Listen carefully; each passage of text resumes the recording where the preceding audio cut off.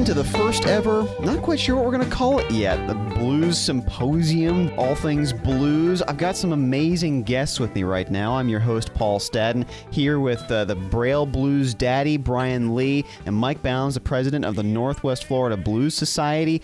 I'm happy to be joined by you guys, and we're just going to chat about the blues. We're going to be talking all things blues, and we will be playing some awesome blues music later on, because, well, heck, Bryan, I know, has the primo collection of stuff you've never heard, stuff that you should have heard. So welcome in, guys. I'm looking forward to talking with some blues with you. It's great to be here, Paul. Glad to be here. Here? Yeah, here in my studio, Yeah. in a little 6x6 room that I have you guys crammed into. Well, let's start off, Bryan. By the way, the couch is really comfortable, too. Oh, good. I'm glad I got a lazy boy for you. Yeah. So I'm looking forward to talking some blues with you guys. Let's start off a little bit, because we've talked before, Bryan, Yes. about your influences in the blues and what got you into this music. But I don't think we ever actually started getting off onto when you started making it and the people you got to play with. Because you've got some cool stories about people like Muddy Waters and B.B. King that Mike has shared with me a little bit. But I would like to hear it from your lips to my microphone. Okay. Let's start off with Muddy Waters.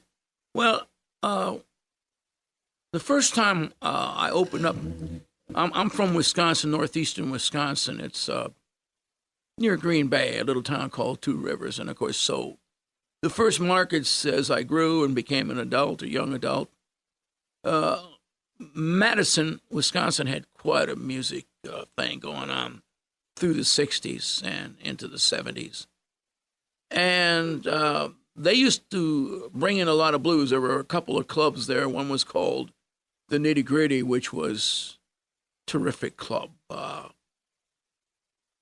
man's name was Marshall Shapiro, and very good friend of mine, and he was active. Gee, the club is still there. He's passed now, but I think the last time I saw him, he was like 85 years old a couple of years ago, and still doing well, coming to work every day. Anyhow, he used to get so many of the Chicago men used to play over there. And, that's where Luther Allison, the first time I heard him, even Otis Spann, the great blues piano player, played there. Well, they used to run concerts in the city at the Capitol Theater there. And this is 1975. And I was part of a band back then that was from Madison. I used to take a Greyhound bus back and forth. And, the keyboard player, I stayed at his house. And anyhow, we got a chance. The band was called the Night Owl Blues Band. And the harmonica player was sang and stuff, but he needed another singer, and I just needed some blues guys to play with, and I had met them here through whatever, And so because I used to bring my band in, and we played a club called the Red Shed, and we did play at the Nitty Gritty, and there was another place kind of a little bit out of town. I can't remember the name right now off the top of my head. Might come to me, but at any rate, we got a chance to open up for Muddy and for Mighty Joe Young, who back in those days was pretty big in Chicago. I don't think he ever really made the national scene. Right. A lot of people, if you said Mighty Joe Young, I don't think that they'd know. I'm thinking of a movie, but yeah, you're thinking of the movie and the gorilla, And Joe was a really good guitar player and singer. He always had really good bands. And so it was us, then it was Joe Young, and then it was Muddy. And, we're like just knocked out with the idea. I'll bet. Pine Top Perkins. Wow, Willie Big Eye Smith, At the time, he had Luther Johnson. Luther Guitar Jr. Johnson was one of the guitar players. And we had seen Muddy when we played in East Lansing, Michigan. We used to play at a club over there close to Michigan State University. And they had a number of music clubs there. And they used to run blues at a place called the Gables.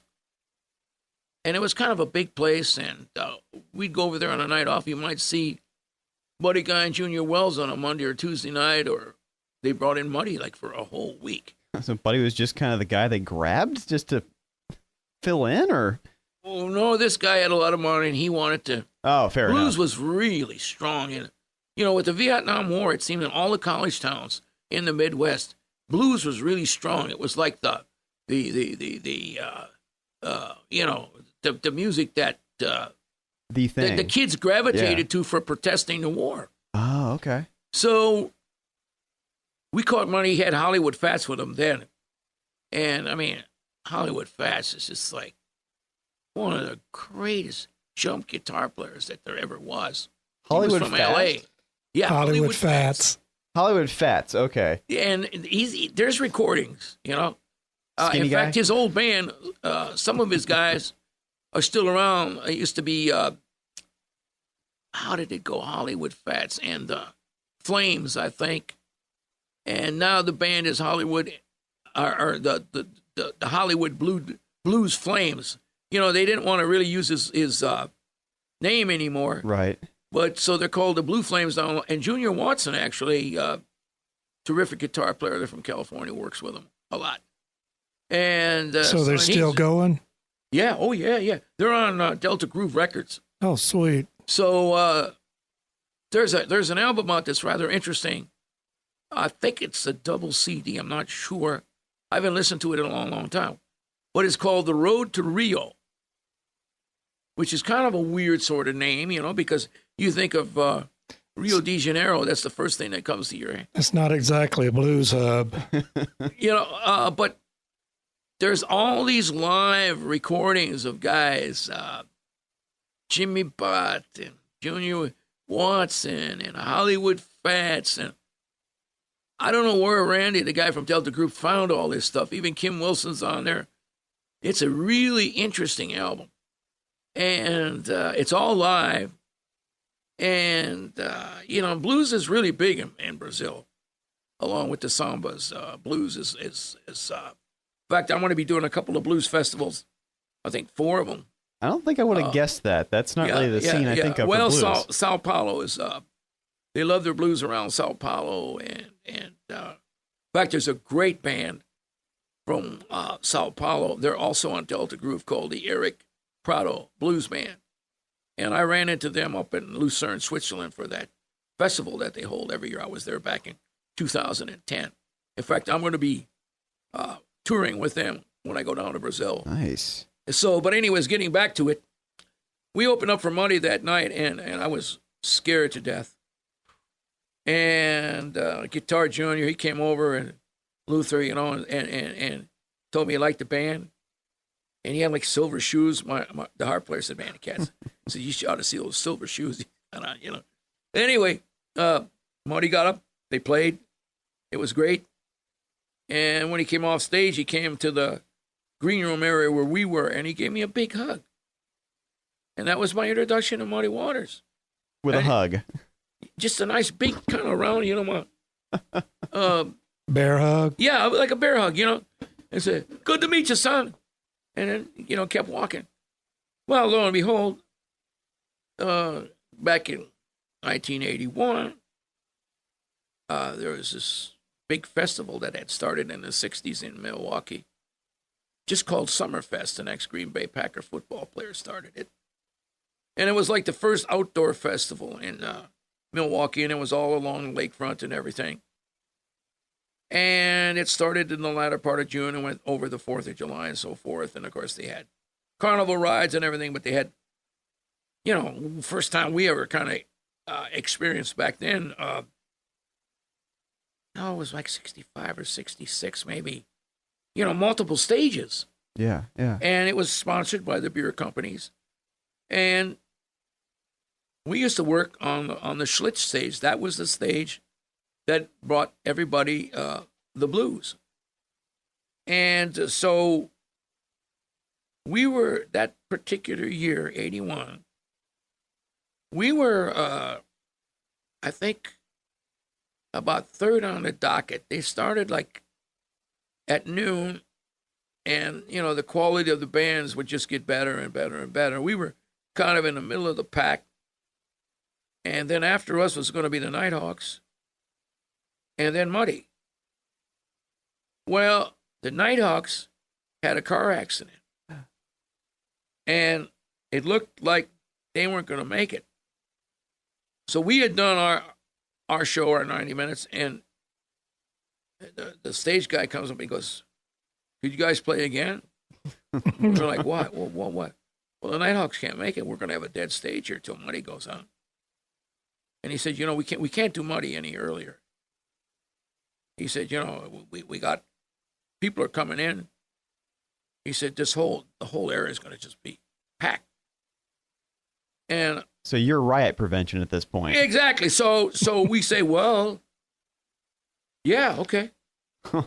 So we go play another set, and I think we had done about an hour, and we get to call off the stage. Man comes up, he goes, "The Nighthawks are here, and they want to be able to play a little bit." I said, "Sure, fine." So we, did one song, and I thanked everybody, and we got off the stage as fast as we could.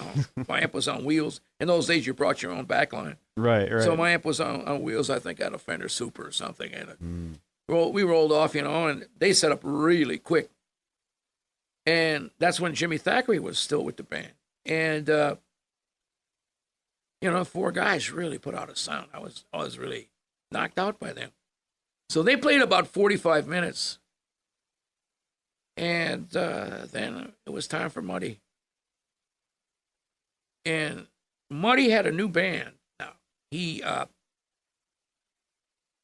don't know what happened, but the record label, whatever, the band went away, and the old band became the legendary blues band. Ah. So he had some new guys. But one of the guys the guy he had on piano was Lovey Lee, who was a Chicago cat. It was all Chicago cats.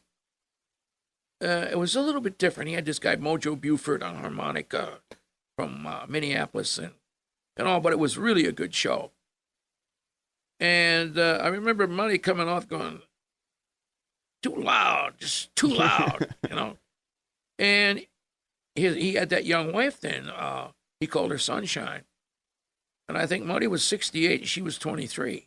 Okay. All right. So they're in their dressing room. They went into their little green room. And they were drinking some champagne. And, we were still on the stage because we had to go get our van and bring it in and get our equipment. And, the Hawks, they had their van, to get their equipment, the guitars. And I think Thackeray set up his own amp. Well, the harp player had his own amp. Bass player used, bass player and drummers, they always use usually the backline stuff, the rigs. So it just so happens that the stage manager, it's all kind of like it's quiet, and I'm just sitting up there in the back of the stage kind of waiting. And I knew Muddy's dressing room was to my right. And the stage guy came over. He goes, "Bryan, you doing all right? You need anything, drink anything?" I said, "No." I said, "But do you think I could go in and say hi to Muddy?" And he said, "I don't see why not." He said, "Let me go ask him." So he went and asked him. He said, "Sure, come on in." So I come on in, and they're sitting there drinking champagne, him and his wife. He's like, "I want you to be my wife, Sunshine. She's the love of my life." And I just smiled to myself because Muddy loved the ladies. There was no question. I heard some interesting stories about all of that, We'll get to those. Yeah. Well, anyway, so will. so I said, "I just want to commend you, Muddy." I said, "I know you got a new band," and I said, "I know how that is," and I said, "You sounded really good," and I said, "Your voice is just so special." And he goes, "Thank you," and I said, "I just want you to know that it's an honor for me to be in the presence of a living legend." He sat down. I heard him set down his glass on the little table they had there. He got up from behind the table, came over by me, and he just hugged me And then he kind of stood back from me, looked me straight in my eyes with his hands like on my bicep, kind of like, when you might stand back from somebody, you take them like you want to get a point through, Right. And he says to me, Bryan, one day you will be a living legend. And I was so struck. This black man who had gone through so much hell just was a man full of love and life. But it didn't matter to him what I looked like. He thought I actually could contribute to his art form. Because the blues is an art form. And I think it's a divine art. I really do. It came from so much pain. He didn't have to give me nothing. And he saw in me, this white kid, this white blind kid, the ability to really feel the blues and to get it out there with my voice and with my guitar. And I was so overcome. I almost couldn't stand it. I could have just started bellowing like a little kid, And I just went like, well, thank you, buddy. I don't know what to say. He said, Bryan, just let it be. And he went and sat back down. And I said, Chuck, geez. And then somebody said, hey, Bryan, a van, we got to go, Oh, man. Broke a spell, man. So in a way, I was glad because I don't know how much longer I could have held my composure. Right. So my kids were visiting me at the time, but they were over at the house, and the lady downstairs was babysitting them. And they had been at the festival earlier in the day, but I didn't want them to stay late, so they went home. And my landlady took them home, and she took good care of them. So when I came home, she was there, and they were asleep. And I just kind of sat down in my living room in my favorite chair, and she started crying. It's like, what an incredible moment. What do I do about it?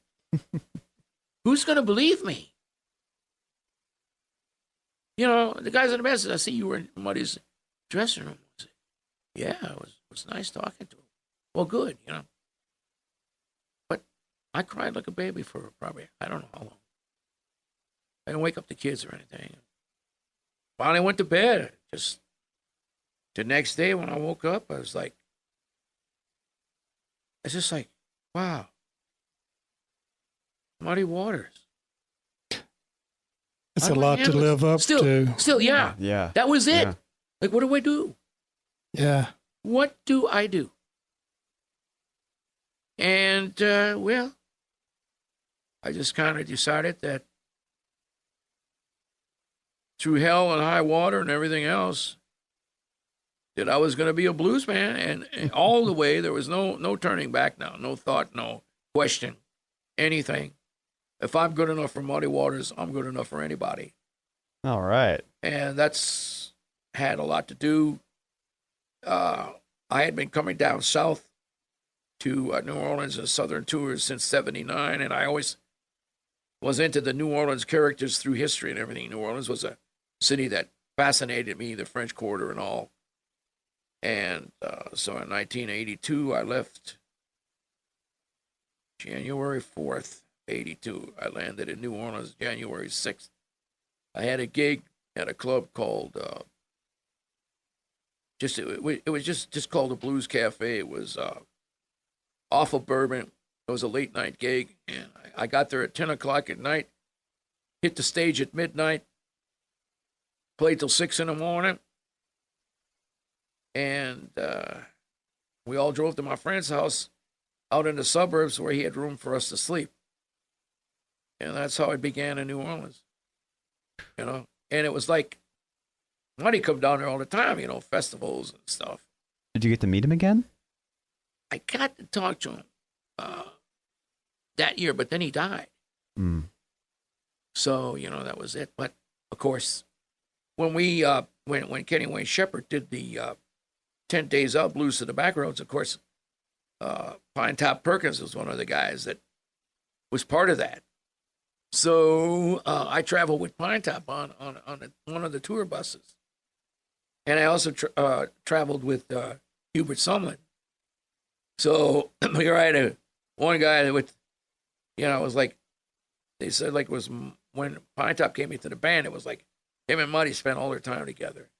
They ran the streets together when they would go to Paris. And, they played cards all the time together.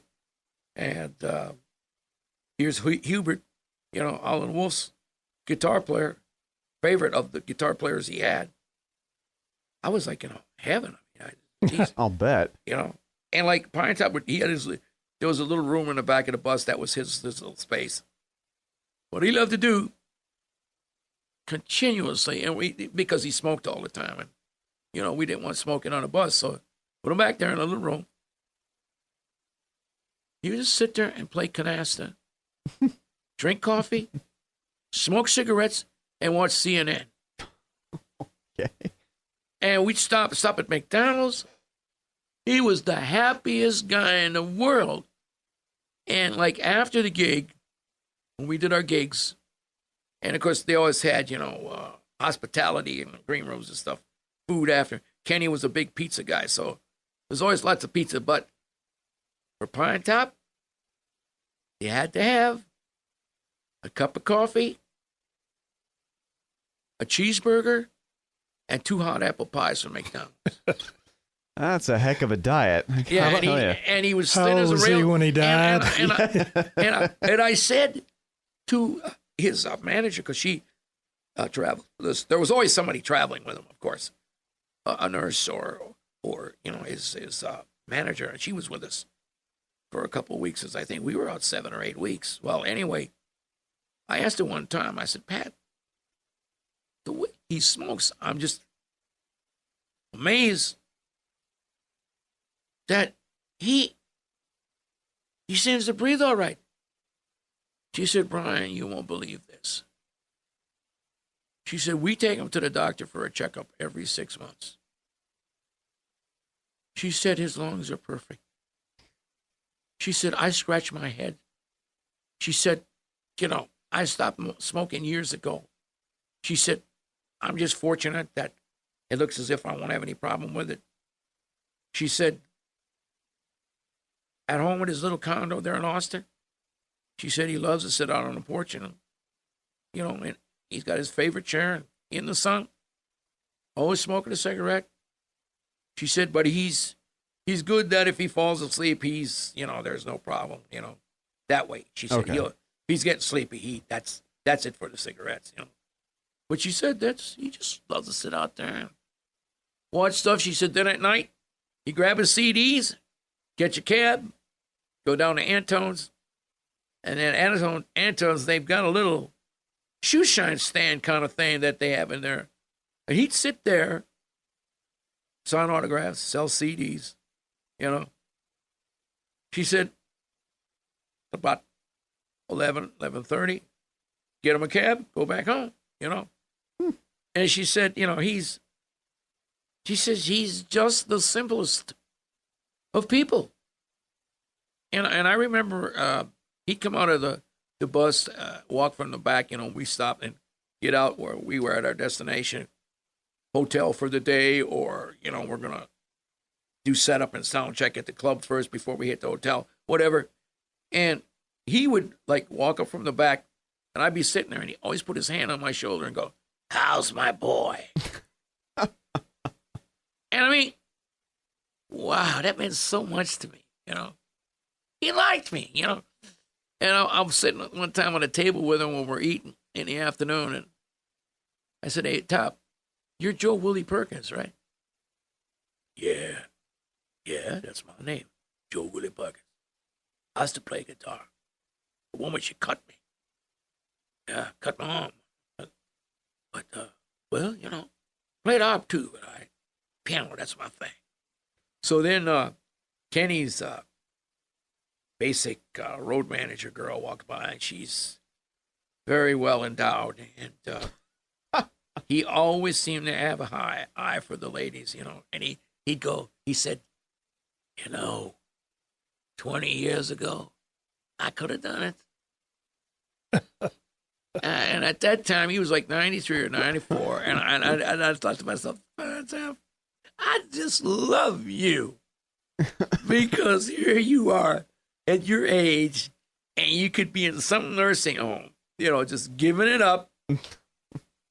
And look at you. And you still got an eye for the ladies. Gosh. That's so beautiful.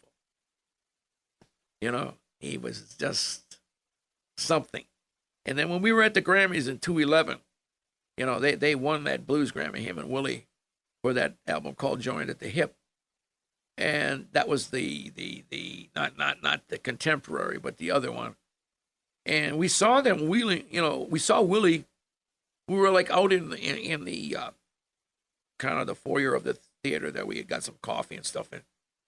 We saw, that Willie and Pat and some other guy, probably their driver or whatever, and Top was in a wheelchair, And she said, my wife said, boy, he doesn't look too good.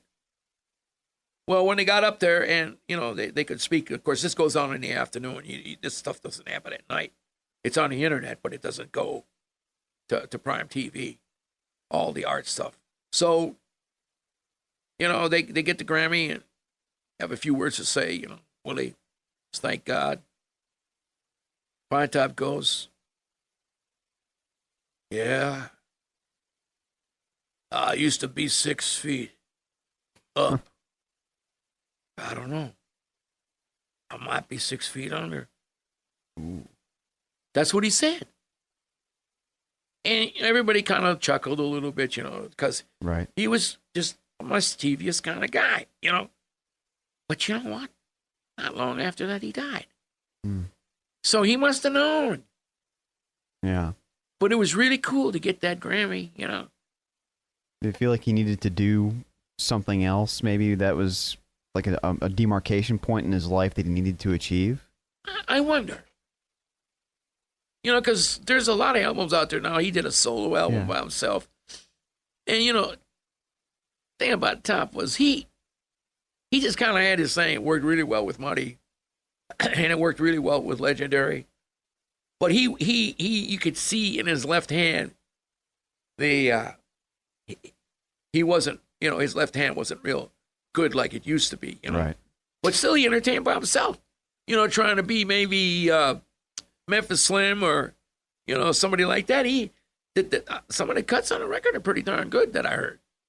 I got an album by him. It was done in Iceland. Okay. It's good, but, it was done in Iceland of all places. How long ago? Interesting. Oh, geez, probably about 15, 20 years ago. See, he was still good then. About when did he start to go south, as they say? Probably maybe late 70s, early 80s. He had some hard time up in Chicago because I know he was driving, he hit a train. Mm. And he was in a bad way for that. And then his brother took him in Indiana. And the way Pat tells me that he was really taking advantage of him. Mm. Because he still had checks coming in, right. from all the stuff he's done. So he was playing down at Antone's because that was the reason Clifford Antone put that club together, was to take care of the old blues guys. And from what I understand, he did quite a bit taking care of them. Always gave them work. And she said that when she got him, she brought him down to Austin and, started getting him a regular nurse to live in with him, and just keep him on a QT, make sure he eat right and, take his pills and, just be happy, but not put a rope around him, you know what I mean? Right. You can't go anywhere, you can't do this, you can't do that, only when I say so. And she said, we kind of rejuvenated his career. It's kind of like George Burns in another way, you know what I mean? He never stopped being a celebrity. Yeah, he had the Sunshine Boys and kind of came back. An amazing man. Everybody who listens to this, get his documentary called Born in the Honey. Born in the Honey. Yeah. It's the honey, there, he was born near Belzoni, Mississippi. There was the honey plantation over there. That's where he was born and worked. And he also was a great mechanic. And he left, Pine-Top left the plantation when he was like, I think, 16, because one of the white ladies tried to say that he, the typical, well, he was fresh with me, and he just left. He worked in the cotton fields, and he already was a good repair guy, so he'd work on trucks, play his piano. Gosh. So that inspired me so much, that particular, knowing, what I know and experience of mine through the years and everything. It inspired me so much that I went on my own and I put together, I have a dear friend over in Italy, in Genova, Italy, Enrico Carbonano. And my guitar player was sick back in 2009, went on a European tour. And he asked me, I got a really good piano player from Italy, would you be interested? I said, sure. Well, this guy is the reincarnate of guys like Meat Lux Lewis, Pete Johnson. You name them, Henry's right there. And for some odd reason, one day, it just hit me in my head. I called him Cool Henry Blues. Cool Henry Blues. And he loved it. I like it. Does he still go by that? Yeah. Huh. And I brought him to America in 2012. He'd never been to America. And I said, Henry, I want to do a plantation type album. I said, an old juke joint type album, just piano and guitar. And I said, like on the King Biscuit Flower and all of that, it was either like harmonica and piano or guitar and piano. I said, I want to take me back. I said, I never been one to think that I could do it, but I said, since I saw that documentary on Pine-Top, I said, I feel compelled to do it. And I said, you're the only guy I know. I know David Maxwell, he's on one of my albums, in fact, and I know other guys, but I said, you're like the only guy that I know I can be relaxed with this thing. And he said, oh, I'd love to do it. So I brought him to New Orleans in 2012 during the jazz festival. Played at the festival, played a couple of clubs, and we went in the studio. At the New Orleans Jazz Festival? Yes. And this place is called the Music Shed. And it's an old building, like a lot of them are.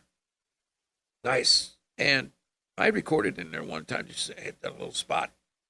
I remember that they had an old upright piano in there. And in my early days, I worked in tuned pianos, tuned and repaired. That was another way I made my living up north. Well, I thought, yeah, they got that upright. That's what we need. We got to have an old upright. So the first thing, we come in there and they go, well, Henry, here, let me show you our Grand. We got a beautiful Yamaha Grand here. He sat down and played it. He goes, this is beautiful, but Bryan, did you say that they have an old upright? I said, yeah. I said, you didn't get rid of that upright, did you? He goes, oh, no, it's in the other studio there. He said, we don't use it much. He said, but we keep it up. I said, well, good. I said, if it needs to be tuned, I'll tune it, I said, I still got my tools. I can still do it if it needs it. No, he goes, no, I think it was tuned recently. So we go in there, and he sits down and starts playing. The magic that came out of that old piano, the leaky dampers, it was a nice tune. It just had the sound. Yeah, that's the real, honest to goodness sound. That room, it was a small studio room, but yet it had ambience. You know who recorded in it before you? No, I have no idea. That'd be interesting. Yeah, to find out who had last. Yeah, all those old 50 New Orleans artists and 60s. Yeah, that piano's got to have some history. Yeah. And, it was just magic. I wrote like about, I think, 6 songs. We were playing. And it's just him and me, with me singing. And our arrangement was, I said, look, man, we'll get 2 sets of files here. You take them. You've been wanting to get an album together over there. I said, this is my present to you. So he went. He took it. He's friends with Otis Grant, and who lives over in England, and done things at Joe Louis Walk, a bunch of different people. And lo and behold, he decides that he wants to add a upright bass player and some drums, just take it a little bit further. So he got with Otis Grant, and Otis listened. He said, I really like this. Okay, let's do it.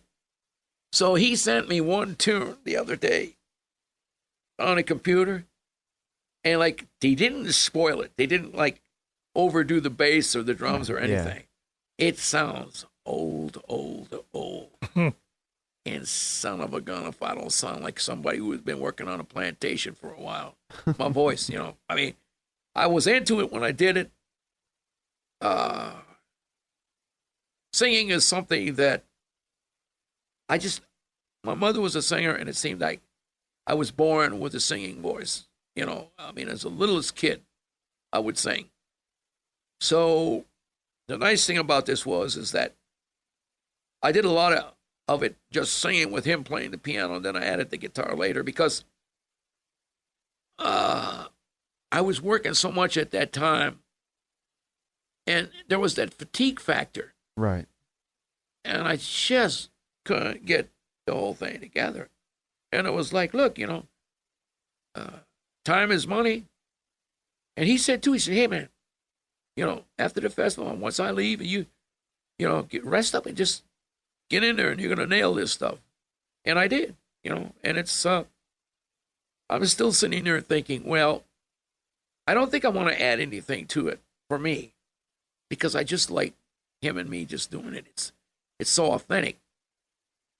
I never thought that it would turn out that authentic. Even the guitar that I used, it was the right instrument for that. What guitar did you use? Well, it's a mock-up of a old Gibson 330 with the P90 pickups in it. Yes. It's a Japanese axe. Totally hollow, right? Yeah. But it's the thin hollow body. It's not the real thick. Yeah. And it's like an Epiphone Casino. Yeah, that would be. You're right. You're right on. And it's made by Crown, which was one of those companies in the 70s that were copying Gibson's tie cut. The pre-lawsuit. Yes, stuff. yes. And you'd swear it was a Gibson. Yeah. And man, the guy that had it before me just treated it bad. It had cracks in the finish. And, all the pots were really dirty. It's got a Bigsby tailpiece on it. Right. Which is kind of cute. And it just worked out. It had good frets. So it had Sing in the Wood. The music was inside of it. Yes, it was. And son of a gun, I didn't do too bad, I have to say. A lot of times when you do a recording, you're too close to it. And you keep saying, I could have done that better. I could have done this better. But, of course, it's like you're so close to it that you got to have somebody else. You got to have a producer to make those calls a lot of times. And because you're so close. I remember when we did the Friday and Saturday Night Live CDs from the old Absent House in New Orleans. Friday I liked. Saturday I felt was just a bunch of outtakes, and they wanted to make 2 albums. Right. As the years have gone along now, that we did that in 97, I can sit down and listen to that album now, and I've heard cuts of it played on Bluesville. I like it. It's really good. I was listening. At the time, I didn't think it was any good. I listened to it when we were in Quebec City. Okay. And it's good. Trust me on that. In my opinion. I do want to ask you guys about how the Canadian tour went. I don't think I've gotten you guys to talk about that at all. Mike and Bryan, you guys, for those of you who don't know, Mike and Bryan spent a lot of time in a car in Canada for about 3 weeks touring. I really wish I could have been there with you guys to see that go off. But tell me some stories from the road, guys. Well, first of all, before I want Michael to tell you his slant on it. Oh yeah. But do you like snow and cold weather? Not terribly fond of it, no. Okay, you wouldn't have enjoyed yourself on this trip. The Canadians told me on it that it was the coldest winter that they remember. And if a Canadian tells you it's cold, it must have been cold. But no thanks. It's, what did we do? 13 something like that. 13 gigs. And about the longest place we stayed anywhere was 2 days. Gosh. And we were hopping around. We were hitting and going, but we did large venues and small. And we were in Quebec City, Ottawa, Montreal, Chicago, Indianapolis in the States. Yeah, before we got up there. Right, and Detroit, cool club in Detroit, Callahan's just north. That was a neat small place. Club? Is it kind of a intimate? Yeah. I like it. Yeah, they didn't serve shots or martinis in that joint. So I thought that was funny. That's interesting. And but the people really enjoyed Bryan. It was standing room only everywhere we went. Not surprised. Applause, it was encore after encore. I mean, he was really. I called him the Canadian B.B. King. That's what they would tell me. I like it. They really appreciate Bryan in Canada. It's amazing how I caught on up there. Oh man! I went to Montreal and I played, and it was like I lit a match and it got bigger and bigger and bigger. And I was with a record label up there for like 18 years, so that helps also. Well, that surprises me. I wouldn't think of Canada as really a blues scene. Oh, I know it's a big country, but man, there's blues lovers all over that place. That's what was amazing me. Yeah, well, they're French. French love the blues. Sometimes we'd go into a village and they'd have these nice auditoriums in these villages. Right. And then people from 50, 60, 70 miles surrounding would come to it. It'd be a packed house. And I heard Bryan was coming. Always first-class equipment, the PA equipment they used. Nice. Really knowledgeable about what they liked. Like good vintage stuff, like Fender Bassmans and... Well, we brought our own stuff. You brought your own stuff? Yeah. Yeah, they're a little weak. They're a little weak on backline. In the bigger cities, it's okay. But right. Those, like, we stayed in the one little city, didn't have a hotel. So we stayed in, like, what had been an old convent. And then another time we stayed at a farmhouse over in the maple syrup area. 1840s farmhouse, and they were doing syrup just down the road. So, so we got some syrup. Yeah, maple syrup. Cool. Oh man, breakfast must have been awesome there.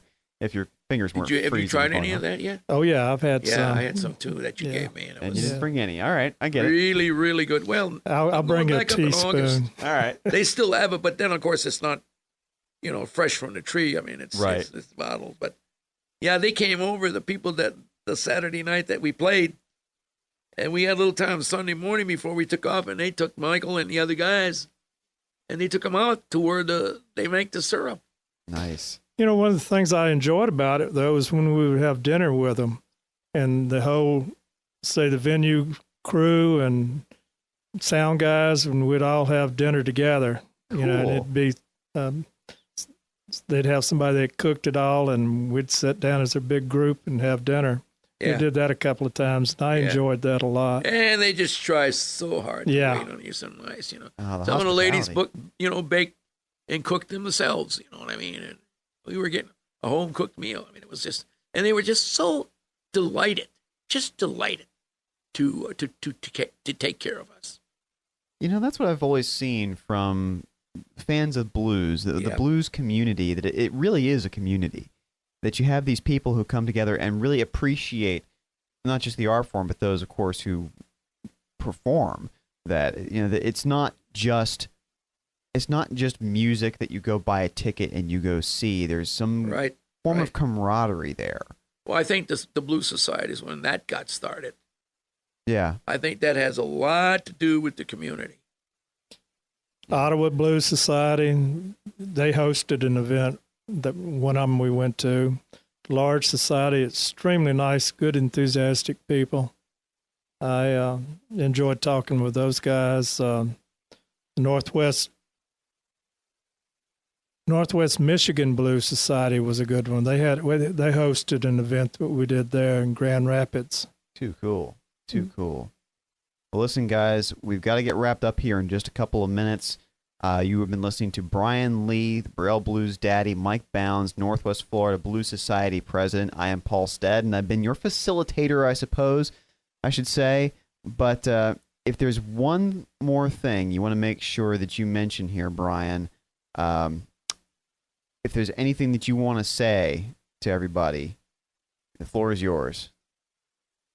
Well, first off, if I may, we're going to start a little gig in downtown Pensacola a week from this coming Tuesday at the place called the Gutter. It's going to be kind of easygoing thing, maybe starting around 8 o'clock. And, come on in and relax with us for a while. I'm going to be doing what you might call the Bryan Lee sit-down show. It's not going to be, loud and smashing. It's going to be kind of cool, cool kind of blues. I've got an incredible upright bass player that I met thanks through Michael. And I love upright bass, and it's just going to be a trio. And I'm kind of excited about it because I like variety. I like doing different things. Still at age 71, I still like challenges. So that's the one thing. The other thing is everywhere I go, no matter where I go, people always tell me how much they appreciate me. They love my music. Never quit. Keep doing what you're doing. You are truly a man of God. You make me feel so good. And I just thank everybody here in Pensacola and everywhere I go for loving me. Because, when I was a blind kid at the blind school in Wisconsin back in the late 50s, I wanted to be. But, I never thought that I could be admitted into the Blues Club and B.B. King and Buddy Guy and on and on and on and on and on and on. Even old cantankerous Albert King was a friend of mine. And it's like Gatemouth Brown, he was cantankerous, but if you could play. He used to come down to the absinthe bar and sit in with us. It's like I've got all these thrills, and I thank all you people.